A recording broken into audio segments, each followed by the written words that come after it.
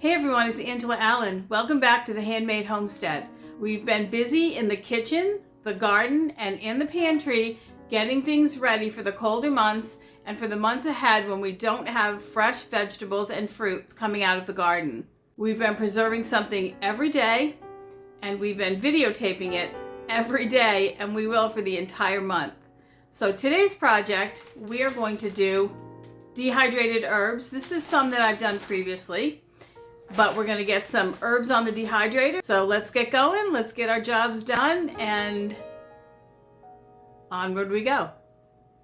So let's get some herbs picked for day 18 of the Three Rivers Every Bit Counts Pantry Challenge.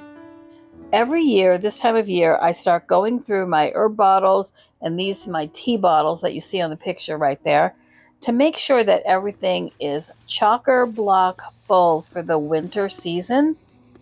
So I do some small batch dehydrating too, just to get all of the bottles full. This is a big bowl of Genovese basil, and that's what I'm going to dehydrate first. I will pick the clean leaves off, put them right on the dehydrator. Any of the stems will get saved and put into my herb bag that I keep in the freezer to add to bone broth and other long cooking items as a bouquet garni. I'm doing a good amount of basil here because basil is one of the herbs I'm lowest in. But I did a bunch of other herbs today as well, one of which was strawberry leaves. I have about 3/4 of a bottle of dehydrated strawberry leaves for tea, so I didn't need to do a huge amount of them. I think I maybe did 1 or 2 of the dehydrator racks. But again, basil is something that I often run out of quickly. I did Tulsi basil today too. I use that in drinks. Flowers are something that I dehydrate on the counter and not in the dehydrator most of the time. These calendula flowers and nasturtium flowers will be added to my herb bottles. These are echinacea flowers and leaves. Those petals are much more hardy.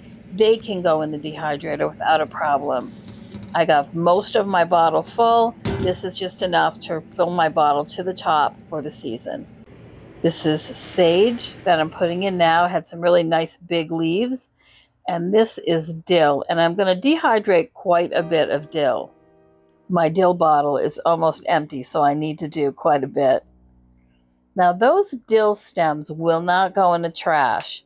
Again, they will go into my bag in the freezer of herbs that I will use when I make bone broth and soup and other long cooking things like beans to flavor them. The stems have plenty of flavor and really good use, and I'm going to use them.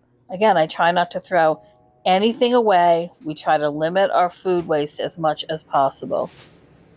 I always set my dehydrator at 95 degrees for herbs, and I let them run until they are crispy dry. Sometimes it's a few hours, sometimes it's several, sometimes it's overnight.